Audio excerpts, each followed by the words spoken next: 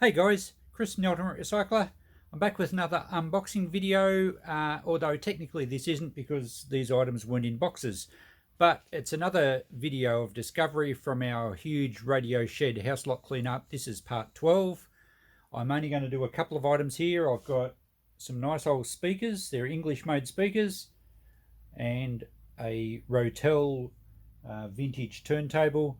We'll have a bit of a closer look at these and we'll see what sort of value we've got out of them. We'll see if they work, we'll see if we can save them, and hopefully, make a few bucks. Now these speakers are an absolute ripper. A couple of nice, very, very heavy, very well made quality bookshelf speakers. I have already tested them. It wasn't really worth filming testing speakers because it's not hard to hook up a couple of wires. And I can't really play music on my videos anyway. I can assure you they both sound fantastic. Now they're Celestion brand. They're probably 1960s, I'd say, bookshelf speakers, the Studio series. They're extremely heavy. They're nearly 6 kilos per speaker.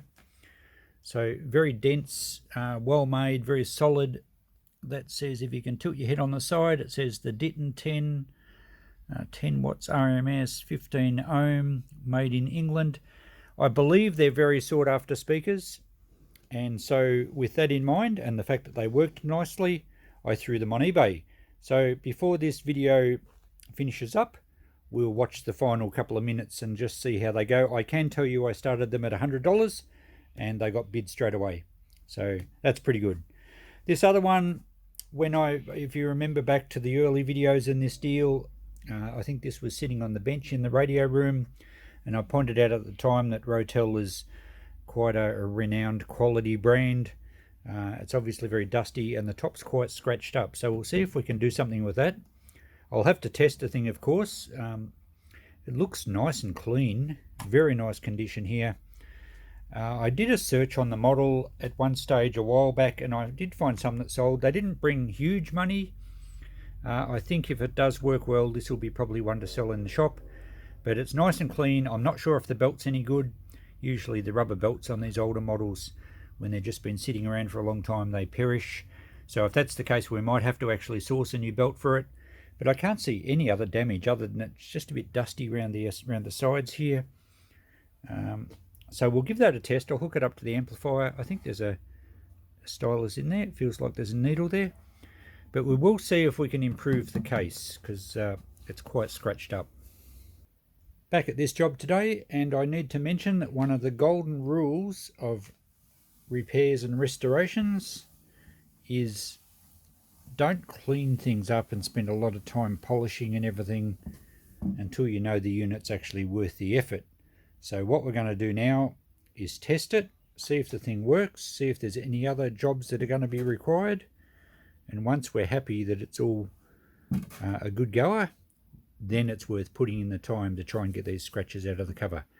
So we'll take it into the small room, my operating theatre, and we'll hook it up to my amp, and let's see if we can play a record. So the unit's on my bench here, ready for a test. I have had to fashion up a connection with the leads. Now the input leads for this turntable, the red and the white ones here, are hardwired into the back of it, and they won't actually reach my amplifier. So I've got a cord coming down from my amplifier which plugs into the phono or record player section, and they need to go through that because we can't just put it into the tuner or the CD inputs, because the phonos have a much lower signal, and if we plug it in through the tuner or the CD, it just won't be very loud at all. So we're going into the phono. I've got a separate cord coming out of the back of the amplifier for the phono, and because I didn't actually have an adapter to connect those two ends, I've just got a whole heap of test leads here. So whilst it does look like I've spilt a bowl of spaghetti on my bench, it will indeed work, certainly for testing. So next is to provide power, and I did notice with the power cord that someone has put a different plug on it. It's not the original plug. It doesn't clamp up on the end here, and on these plugs you are supposed to be able to see the wires through those little access holes to know that they're securely looped around the lugs inside, and as you can see, they're not. So whoever fitted this plug didn't do a very proper job on it, and I would not pass this as far as a test and tag based on how that plug's fitted, because what it means is that the wires here are only connected directly to the terminals. If there's no stress relief, if you were to give this cord a bit of a tug to get the plug out of the power point, it's likely to actually pull the wires off the terminals. So very poorly done, but it will, assuming they're still connected, it will do for a test. I will though fix that if we're going to go ahead with this unit, and hopefully it tests out fine. So we've got plugged into our isolation transformer. We should have the audio signal now directed to the amplifier. Let's first see if we have any movement. Now I fully expect that the rubber belt may be perished. The mat's actually pretty good, but actually I think we can see the belt. Oh look, there we go. So the belt looks like it's intact, and there it goes off around the pulley, so that's promising. So we should have a turntable that operates. Let's give it some power, and we should be able to move the tone arm across. I've got this lever back here in the up position, so the tone arm will not drop down onto the platter. And there we go. And that sounds beautiful. And when I say sounds beautiful, it sounds perfectly silent, which is what you want from a turntable. So now I think we should be able to put a record on and see if we can play it. I'll turn my amp on, or at least I'll turn the volume up a little bit, and we'll grab a record. I've got one just here. Just one I grabbed from the shop. So let me show you the cover. Where did I put the cover? The record we're spinning is a 1970s Moments by Mark Holden. Mark Holden's greatest hits. Don't judge me on that. It's one I got from the shop. It's not one from my collection. Okay, let's turn the amp up a little bit. I have a bit of background static, probably coming from this fluoro light here above my bench. I might just turn that off. Hopefully we're not in too much darkness. There, that's better. Ideally, most turntables usually have an earth wire as well, which I think may protect against some of the interference. And I would presume, because the phono setting on the amplifier is much more sensitive, that you're likely to pick up noisy fluoro lights and switch mode power supplies and that sort of thing. Okay, let's see if we can get some music. I won't be able to play it very long. We'll drop the tone arm down. There we go. That sounds great. Well, a bit of a skip, but that's probably the record. I think the record's a bit dirty.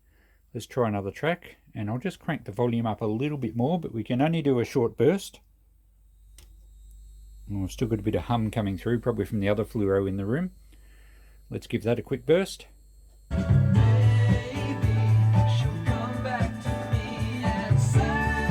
Okay, there we go. Turntable works very nicely. So the stylus sounds good. It certainly spins at a nice speed. Let's flip it to 45. And we'll just give it a bit of a burst and see if they sound like the Chipmunks.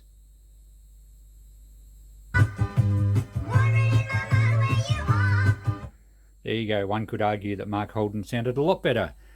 Okay, what will we do now?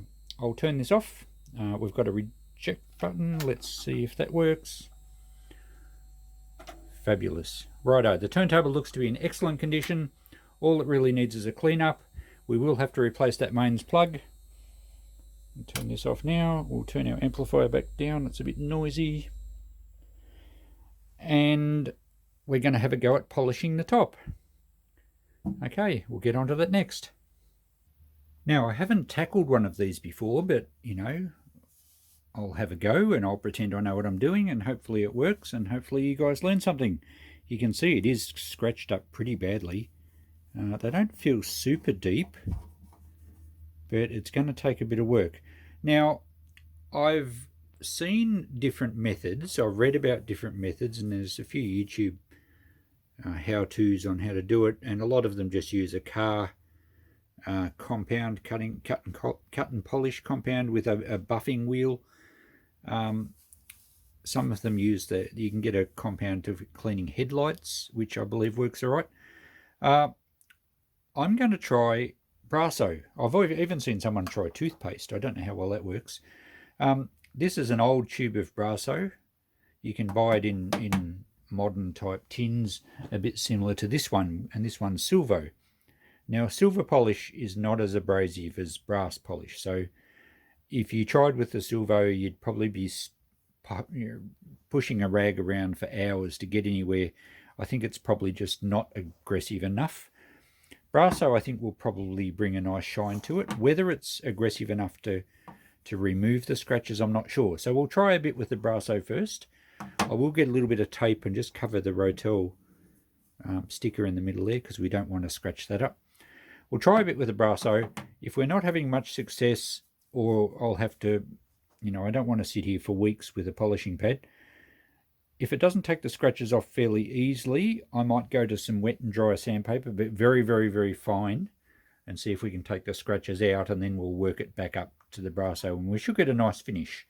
I think it's worth doing, considering the rest of the unit is in excellent condition. It would be a shame to present it for sale with a scratched up lid. I think it's certainly worth the effort. So I'll set the camera up on a tripod. We'll try a bit of Brasso. Perhaps we'll do one corner. You can see the scratches in that corner. We'll try and get you a shot after the Brasso. And I'll just have to tape this sticker up first. Okay, let's give this a go on this corner as a test spot and see if we get anywhere. I don't really know. Some of these scratches are quite deep, I think. So it's going to take a fair bit of elbow grease. Anywhere where it's not scratched, it should put a nice gloss on it. And I can see that happening already. So I guess if you wanted a quick fix, you could certainly just give it a polish and a gloss, and it does look better, but the scratches are still quite evident. I'm not sure if you can see them from the angle you're at. Let's just move the camera around to where we were before, and you can see it has improved it, but those scratches there, it actually feels much smoother, because that's quite rough. You can hear the difference. Much better, but the scratches are still there. I'll give it a bit more of a go, but if I can't get them on, I might revert to the very fine wet and dry paper first, and I'll have to do the whole lot. It's going to take a bit of work, but I think it's worth the effort. Okay, second go on that corner. You can see it's certainly improved. It's still a little bit foggy there. It's certainly improved, but yeah, you can still see remnants, and I put a fair bit of work into that corner just then, so these bigger scratches are going to be much more of an issue. So I'm going to hit it with the wet and dry next. So I've done a little bit more polishing. I had another go on that corner. The scratches are still there, but it is much better. And I also then tried a little bit of very fine wet and dry paper on this corner, and it did seem to take the scratches away, and then I polished it with a bit of Brasso. So I think that's going to be the go, because some of these scratches in the middle are deeper for sure. So I've got some wet and dry paper here. That's a piece I tried before, which I think was 2000 grit. So it's very fine. Yes, it is. I'm thinking we'll go back to 1500. I wouldn't go any coarser than that, otherwise it's going to take a long time to bring it back. But I think it's going to need the 1500 to get these ones back. So I'm going to take the lid off the actual unit. So I'll take that off. I'll get a towel here so that I can have a bit of moisture whilst I'm using the sandpaper. And we'll give it a good scrub down. It's going to go a bit cloudy for a start as we work through the scratches, and then we'll just go the finer paper. And I think I've got 1500, I've got 2000. I think there's a finer one again in here. What's this one over here? This one's a 3000. That's incredibly fine. So we'll work through the grades, and then we'll finish it with Brasso, and we should have a beautifully polished lid. Now, just on the sides, you can see the reflection on this side. Absolutely beautiful, and all I did was the Brasso. So, as you would expect, the sides don't have the scuffing and scratching because people sit records on top, and and you only need a few fine grains of dust and something sliding back and forward like a book, and it does leave these marks. But the sides have been protected, so all the sides are going to need is a bit of polish of brass. So that almost looks like a mirror there, doesn't it? That's amazing. So we'll get this lid ready and I'll do some sanding.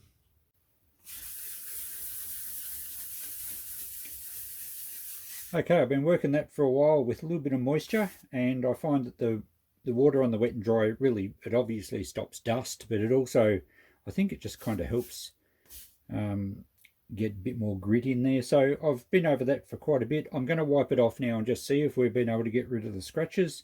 This has been the 1500, so we'll see how it looks.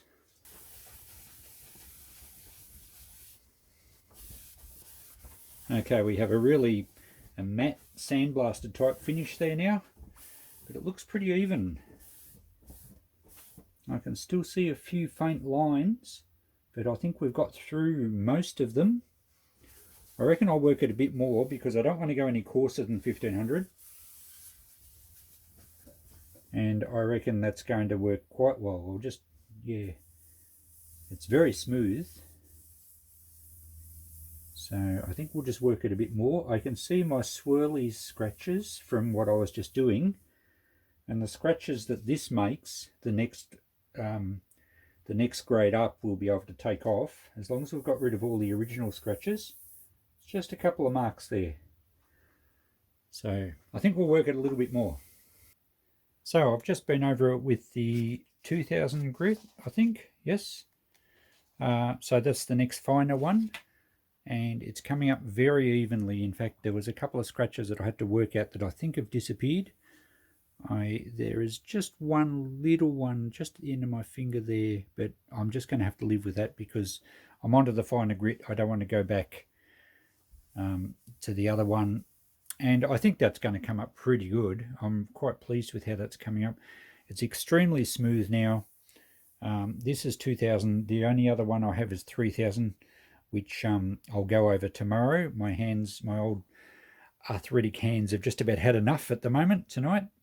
So we'll leave it for now, but I will do the 3000 grit and just kind of give it a really nice even rub right over. I'll persist with it for a while, and that should really prepare it for a good polish then with Brasso, and hopefully it's presentable. So that'll do for tonight. We'll get back to it as soon as I get a chance. Another night in the shed. It's actually raining outside. I'm not sure if you'll hear that on the video. I've just given it a good going over with the 3000 grit, and I've just wiped this end down, and you can see there really doesn't appear to be any major scratches there. I think there'll be a few marks that we can't get rid of. I mean, I'm only doing this by hand. If you were really dedicated, you could take it back far enough and go through all the grades and get rid of everything. But I think that's going to turn out okay. So it's obviously still quite opaque, and I would hope that the Brasso will be able to polish that up. So we'll be doing that next. I'll just finish wiping the rest of this off. Now, importantly, I've been using a clean rag each time, because if I use the rag that I use to wipe off the coarser grit, then we're going to reintroduce bigger scratches. So it's important to use a clean rag each time. So I'll wipe this off, and then we'll tackle it with a bit of Brasso, and I'll show you and just see if it miraculously gets rid of that cloudiness. Another clean rag. Let's have a little bit of a go in the middle here. And it's going to take a bit, I think, but let's see how well it disperses the opaqueness and hopefully brings it back to a nice transparent acrylic.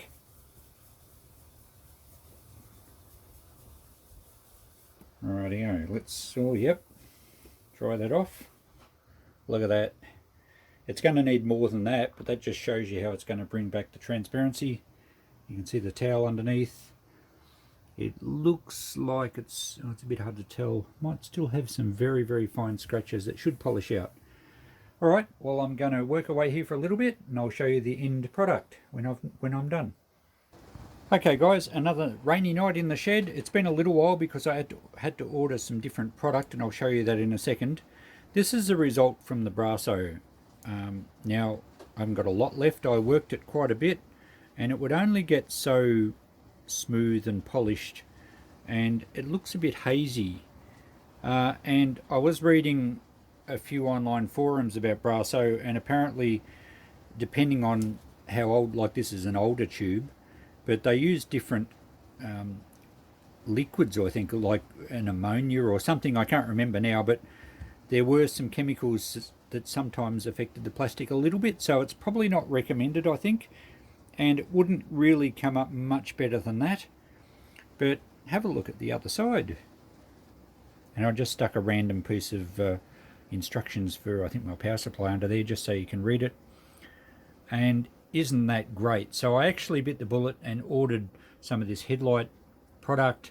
This one's actually called Meguiar's PlastX, and I'll thoroughly recommend that. Just on the little bit I've done here, have a look at the reflection on the top of that. That's magnificent. So it's really going to bring the job up nicely. I think Brasso would be okay for a quick fix, but you're not going to get the clarity. Whereas, as this stuff is supposed to make your headlights clear, it does work really, really well. I've done the sides, and I've done this side here on the top. On really, really close inspection, there are some very faint swirls. You probably won't even pick it up in the camera. I would probably suggest, if you wanted an absolute perfect job, if you're going through the sandpaper, the wet and dry paper grits, do two good sandings on each grit. I only really did one, and I think there's some very faint swirls from perhaps the 2000 grit, and I didn't work the 3000 long enough. But geez, we're not going to complain about that. That looks fantastic. So I'll finish the top up, and we'll put the turntable together. I've cleaned the rest of the turntable up, and we'll give you a look at the finished product. And there we go in all its splendor. A fantastic vintage Rotel, what was the model number? RP-1100Q. Turntable in immaculate condition. Perfect working order. Near perfect cosmetic condition now. Look at the top there. That's just come up great. I did polish the sides as well. And if we open it up, how good's that? I gave it a bit of a wipe over, cleaned the platter, gave the all the chrome a little bit of a polish up. Looks absolutely magnificent. If I was inclined to collect vintage hi-fi gear, this one would be in my collection, but alas, I haven't got room for that. But I certainly do enjoy them in the short time that I own them, and I'm really pleased with how that lid came up. It's not perfect, but it's really, really good. So much better than it was. So there we go. That was a bit of fun. As I said, I hadn't actually done one of those lids before. It's interesting to do. I mentioned that Meguiar's polish again.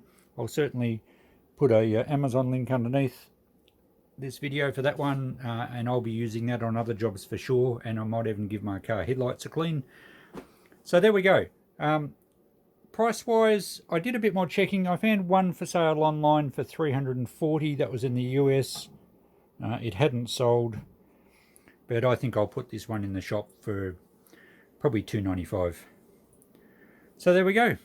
That's the end of that little restoration. I think we have to still just see what those speakers finally made, and then we'll wind up this video. Now back to these speakers. They've been on eBay for 10 days, and there's just under 2 minutes to go, and you can see there they've shot up to $290. I'm pretty impressed with that. There's been 18 bids. Just tonight it's gone from about $160 up to $290. So there's a fair bit of activity going on now. There was, if I remember correctly, around about 42 watches. So there's a lot of people found it. There'd been lots of page hits. I can't remember how many views, but with 40 odd watches, there could well be some serious snipers at the end. So this is where it gets exciting.